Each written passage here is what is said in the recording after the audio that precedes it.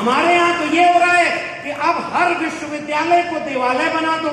राम मंदिर बन रहा है, काशी मथुरा बाकी है, वो भी काम शुरू हो गया है। आगे कर दो। पहला वादा कि वो जो चरवाहा संस्कृति के लोग थे, पशुपालक जातियां थी, जिससे पेरियार आते थे, पेरियार ने कहा जाति खत्म करो, कर्मकांड अंधविश्वास खत्म करो, और जो जिसकी जितनी हिस्सेदारी है उसको उतना दो। उत्तर जेंडर के लिए हुआ कि महिलाओं, ये जो आभूषण तुम पहनती हो ये तुम्हारे लिए बेड़ियां हैं। राम से लेकर के तमाम देवी देवताओं की तस्वीरों को जलाया।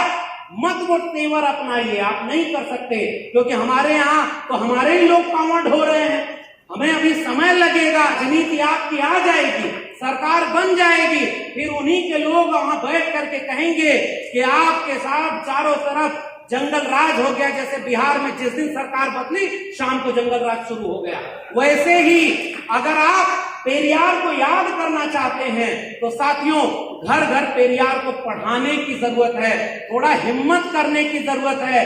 वो black shirt movement, 13 point roster की बात हो, चाहे अभी मंदिर में पुजारी बनने की बात हो, और मंदिर के सारे, अभी मैं पढ़ रहा था इतिहास सर, जब वहां अन्ना की सरकार बनी 1967 से 70 के बीच का बात है, जब उत्तर प्रदेश में महामना रामस्वरूप वर्मा मनुस्मृति जला रहे थे और रामायण और रामचरितमानस का विरोध कर रहे थे, उस समय दक्षिण में अन्ना ने एक सरकारी आदेश पारित किया था कि चूंकि ये भारत के धर्म निरपेक्ष है, इसलिए किसी भी सरकारी ऑफिस में किसी देवी देवता की तस्वीर मूर्ति नहीं होनी चाहिए, और उन्होंने सारी वापस करा दी।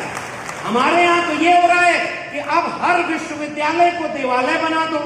राम मंदिर बन रहा है, काशी मथुरा बाकी है, वो भी काम शुरू हो गया है, आप लगे रहिए।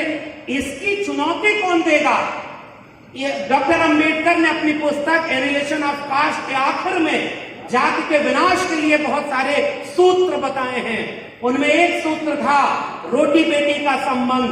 पेरियार को याद करने का मतलब है हम अपने भीतर भी थोड़ा झांकें। उसी में सूत्र दिया डॉक्टर अंबेडकर ने कि पुजारियों का एग्जाम होना चाहिए, और वह एग्जाम स्टालिन साहब ने वहां करवा दिया है, और अब वहां की लड़ाई को उत्तर भारत ले आने के लिए अब हमारे यहाँ में कुछ लोगों को ये समझाना होगा कि साहब नहीं कुछ कर रहे हो, आप परशुराम का परसा भी पकड़ रहे हो, आप मंदिर और हिंदू की बात कर रहे हो, फिर भी आपको सत्ता अगर नहीं मिले तो कुछ वादे कर दो।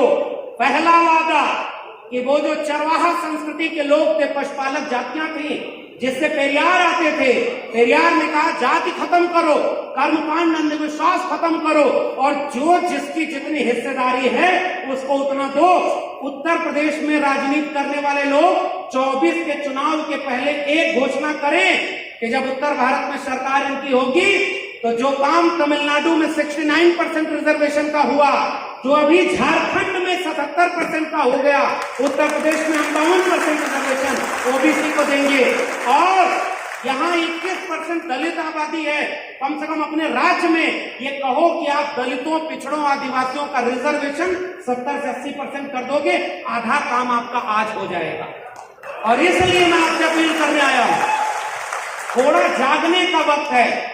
ये गुजारिश, ये बहुत बड़ा आयोजन है मेरे लिए, क्योंकि लखनऊ में, उत्तर प्रदेश में, और वो भी आजकल के माहौल में, ये तो सरकारी बिल्डिंग है, नहीं तो इस पर भी कल बुलडोजर चल जाए, कोई भरोसा नहीं।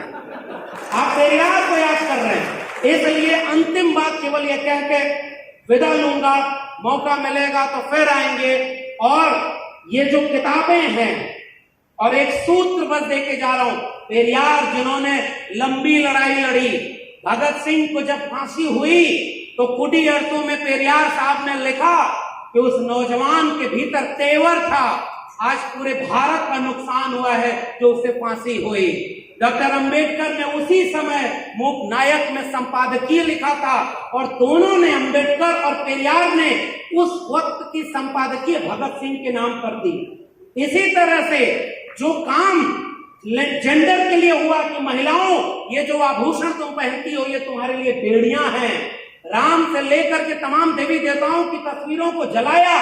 मत वो तेवर अपनाइए, आप नहीं कर सकते, क्योंकि हमारे यहाँ तो हमारे ही लोग कांवड़ हो रहे हैं।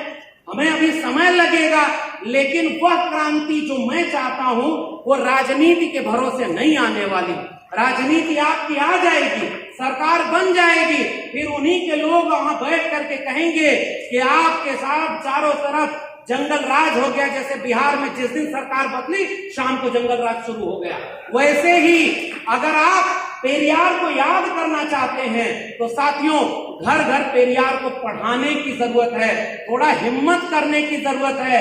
वो ब्लैक शर्ट मूवमेंट, वो आत्मसम्मान आंदोलन, वो महिलाओं की मुक्ति, वो आर्थिक सामाजिक न्याय, वो जाति का विनाश और सबसे बड़ी बात वंचित शोषित कमेरा पशुपालक कामगार लोगों के 90% लोगों का भारत तब जाकर बनेगा जब अंबेडकर को पेरियार से, फूले को पेरियार से, ललई सिंह को पेरियार से और भगत सिंह को पेरियार से जोड़ करके हम एक बड़ी एकता बनाएंगे तो वो बुलडोजर भी रुकेगा जो संविधान और मंडल कमीशन के ऊपर चल रहा है। आपने मुझे आमंत्रित किया, बहुत बहुत धन्यवाद। जय भीम, जय मंडल, संविधान जिंदाबाद, उल गुलाम जिंदाबाद, इनकलाब जिंदाबाद।